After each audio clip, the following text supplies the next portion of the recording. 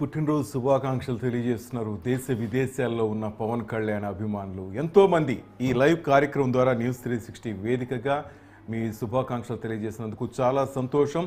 అలాగే పవన్ కళ్యాణ్ గారు కూడా ఒక మాట అలాగే మీకు ఒక పిలుపునిచ్చారు. ఎక్కడైతే ఈ ముంపు ప్రాంతాల్లో ప్రజలు ఇబ్బందులు పడుతున్నారో ఈ బర్త్డే వేడుకలకు కొంచెం పక్కన పెట్టి అందరూ అక్కడికి వెళ్ళండి. జన సైనికులు, వీర మహిళలు, జనసేన నేతలంతా అక్కడ ప్రజలకు అందుబాటులో ఉండనంటూ ఆయన ఇచ్చిన పిలుపు మేరకు ప్రతి ఒక్కరూ అక్కడ తమ సహాయ కార్యక్రమాలు, సహాయ సేవలు అందిస్తున్నారు. రైట్, రాయపాటి అరుణ జనసేన వీర మహిళ దుబాయ్లో ఉన్నారు. దుబాయ్ నుంచి మనతో మాట్లాడడానికి సిద్ధంగా ఉన్నారు. హాయ్ అరుణమ్మ, ఎలా ఉన్నావు? నమస్తే, బాగున్నానమ్మా. నమస్తే. ఏంటి దుబాయ్లో చక్కగా అన్నయ్య బర్త్డే ఫంక్షన్ చేయడానికి వెళ్ళారనమాట, అంతేనా? ఎలా జరిగాయి వేడుకలు, ఎలా జరిగాయి? ప్రహ్లాదుడు భగవంతుడి కోసం వెతుకుతూ ఉంటే ఇల్లు కలడు అందు లేడని సందేహం వలదు, ఎందు వెతికి నందే కలడు అంటారు కదండి. అట్లాగే పవన్ కళ్యాణ్ గారి అభిమానులు, ఆయన భక్తులు వరల్డ్ వైడ్ ఏ కంట్రీలోనే ఉంటారు. అందులో భాగంగానే దుబాయ్ లో ఉన్నటువంటి భక్తులతో పాటు నేను కూడా భక్తురాలుగా జాయిన్ అయ్యి ఆ దేవుడి బర్త్డే సెలబ్రేట్ చేసుకోవడానికి ఇక్కడికి వచ్చున్నాను. రైట్, అడగాలే కానీ ఏదైనా ఇచ్చే అన్నయ్య నవ్వుతా అనే ఒక పాట ఉంది. ఆ విధంగా ఈరోజు మీ అందరికీ ఆయన అన్నయ్య అయ్యారు. మీ అందరి కళలు అనుకోండి, అంతే కదా. ఈరోజు ఆయన డిప్యూటీ సీఎం కావటం కానీ, ఎందుకంటే ఏమీ కాలేడు అసలు ఏముంది ఆయనకని ఇంకా ఎన్ని మనం మాట్లాడుకోవటం అనవసరం. కొన్ని నోర్లు ఆ విధంగా పలికాయి. వార్డు మెంబర్ కూడా కాలేదు అన్నారు కదా, ఈరోజు ఏమయ్యాడో అందరికీ తెలుసు. ఎస్, ఎలా అనిపిస్తుందమ్మా ఈరోజు ఆ పొజిషన్ చూస్తుంటే మీ అన్నయ్యని? ఎప్పటి నుంచో జరుపుకున్నటువంటి బర్త్డే సెలబ్రేషన్స్ అంతా ఒక ఎత్తు అయితే, ఈ రోజు జరుపుకున్నటువంటి బర్త్డే సెలబ్రేషన్స్ ఇంకొక ఎత్తు. ఎప్పుడు ఒక మా అభిమాన హీరోగా, మా అభిమాన నాయకుడిగా మాత్రమే జరుపుకునేటువంటి బర్త్డేస్ లో ఇది ఎందుకు సపరేట్ అంటే, ఇవాళ ఆంధ్ర రాష్ట్రం మెచ్చిన నాయకుడు అయ్యాడు పవన్ కళ్యాణ్ గారు. ప్రధానిని కూడా దేశానికి తెచ్చినటువంటి లీడర్ అయ్యారు పవన్ కళ్యాణ్ గారు. అట్లాంటి వ్యక్తి అంత గొప్పగా ప్రజల ముందు మన్ననలు పొంది ఆయన యొక్క సత్తాని చాటుకున్నటువంటి ఈ సందర్భాన్ని, ఆయన బర్త్డే సందర్భంగా సెలబ్రేట్ చేసుకోవడం మాకు చాలా హ్యాపీ అనిపిస్తుంది. మాట్లాడిన మాటలన్నింటిలో కూడా పొగడతలకు పొంగిపోలేదు, విమర్శలకు కుంగిపోలేదు, తిట్టినప్పుడు వెనక్కి తగ్గలేదు, పొగిడినప్పుడు ముందుకి శృతి మించి పరిగెత్తడం లేదు. ఆయన ఎప్పుడూ కూడా ఒక యోగిలాగా, ఒక కర్మయోగిలాగా స్టేబుల్ గా సమాజానికి ఏ అవసరం, ఈ సమాజంలో పుట్టినటువంటి నా వల్ల ఈ సమాజానికి ఏమి ఇవ్వాలి, ఇందులో నేను ఏం త్యాగం చెయ్యాలి, ఏటిని ఎవరికి ఇవ్వాలి అని ప్రతిదీ కూడా ఆయన సొంత ఐడియాలజీతోనే బేరీజ్ వేసుకుంటా మొత్తం వ్యవస్థనంతటినీ కూడా ఆయన వెనక నడిచేలాగా ఒక నమ్మకాన్ని సంపాదించుకొని స్ట్రీమ్ లైన్ చేసుకొని ఈ రోజు ఈ పరిస్థితిలో రాష్ట్రాన్ని ఉంచడానికి ఆయన ప్రధాన కారణం అయ్యాడు. ఆయన రక్తదానం చేయమనడం రక్తదానం చేశాం, ఆయన అన్నదానం చేయమనడం అన్నదానం చేశాం, ఆయన రోడ్లు ఏమనడం రోడ్లు వేసాం, ఆయన సహాయం చేయమనడం సహాయం చేశాం, ఆయన చెడు మార్గం వెళ్ళొద్దు అనడం మంచి మార్గం నడిచాం. ప్రతిదీ మా మార్గదర్శి ఆయన అయ్యాడు.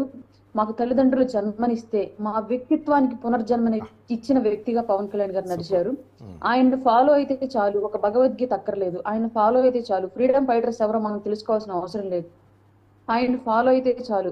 గొప్ప గొప్ప వేదాంతుల సిద్ధాంతులను ఎవరిని మనం నేరుగా కలవాల్సిన అవసరం లేదు అని ఒక సందేశాన్ని సమాజానికి మా ద్వారా మేము అనుకరిస్తూ సమాజానికి అందించేలాగా చేసిన వ్యక్తి ఆయన. ఫ్రీడమ్ ఫైటర్స్ అందరినీ పుస్తకాల్లో చూసాం, బొమ్మల్లో చూసాం, విగ్రహాల్లో చూసాం.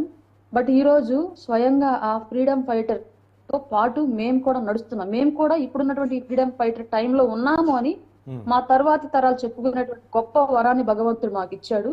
అట్లాంటి వ్యక్తికి నిండు 100 ఆయుష్ని ఆ భగవంతుడు ప్రసాదించాలి. ఏదైతే మేము ఈ సమాజం బాగు కోసం ఒక వ్యక్తి రాజకీయాల్లోకి వచ్చి నిలబడ్డాడో ఆయన వెనకాల మేము కూడా కలబడుతూ ఉన్నామో, ఆ ఆశయాన్ని మేము నెరవేర్చుకునేంత వరకు కూడా ఈ ఫైటింగ్ స్పిరిట్ మాలో ఎలాగే ఉండాలి. ఆయన అలాగే ఆయురారోగ్యాలతో నిండు 100 సంతోషంగా ఉండి ఆంధ్ర రాష్ట్ర భవిష్యత్తును ఆయన స్వహస్తాలతో మెరుగుదిద్దాలని మనస్ఫూర్తిగా ఈ సందర్భంగా కోరుకుంటున్నాను.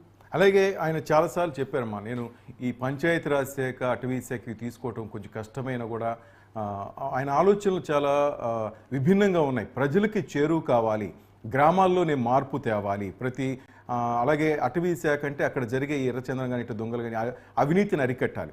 ఇట్లా ఆయన తీసుకునే కొన్ని చూస్తుంటే స్టెప్స్ చూస్తుంటే చాలా ఆనందం వేస్తుంది, ఇంత మెచ్యూరిటీ అనిపిస్తుంది. ప్లస్ అంతకుముందు ఎన్నికలకు ముందున్న ఆవేశం లేదు, ఇప్పుడు చాలా మెచ్యూరిటీగా, చాలా సైలెంట్గా, పదవి అధికారం వచ్చిన పొగరు కనిపించట్లేదు, ఎంజాయ్ చేయటం లేదు. ఆయన ప్రతిరోజు కూడా రెస్పాన్సిబిలిటీగా ఫీల్ అవుతూ ప్రజల సమస్యల పట్ల ఆయన స్పందిస్తున్న తీరు చూస్తుంటే ఏమనిపిస్తోంది? పేదవాళ్ళ కోసం పుట్టిన నాయకుడు మేము ఎప్పుడు చెప్తూనే ఉంటాము. అలాగే ఇవాళ పంచాయతీరాజ్ శాఖ కానివ్వండి, అటవీ శాఖ కానివ్వండి, సైన్స్ అండ్ టెక్నాలజీ కానివ్వండి, పర్యావరణం కానివ్వండి, ప్రతిదీ కూడా సామాన్యుడితో రిలేటెడ్ అయినటువంటి శాఖ. ఉమ్, గ్రామాలు బాగోవాలి అంటే గ్రామీణాభివృద్ధి శాఖ కంపల్సరిగా. గ్రామాల్లోనే ఎక్కువ మంది బాధితులు, తాడిత పీడిత జనాలందరూ కూడా ఆంధ్ర రాష్ట్రంలో ఉన్నదంతా ఎక్కువ పర్సెంట్ గ్రామాల్లో.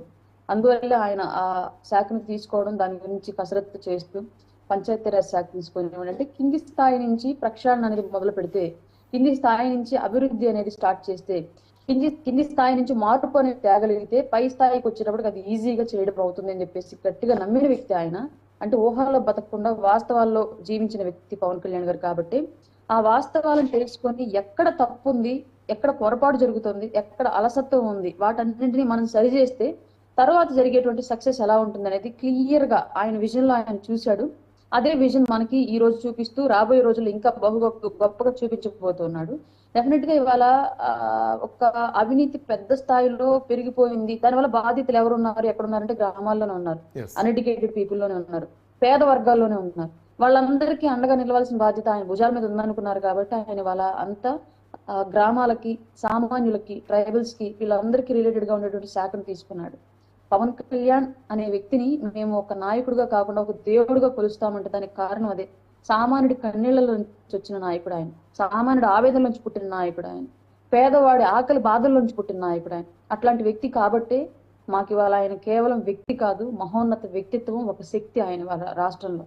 ఎస్, కామన్ మ్యాన్గా అందరూ ఆయన్ని చూస్తుంటారు. ఎందుకంటే ఆయన ఆయన ఆలోచన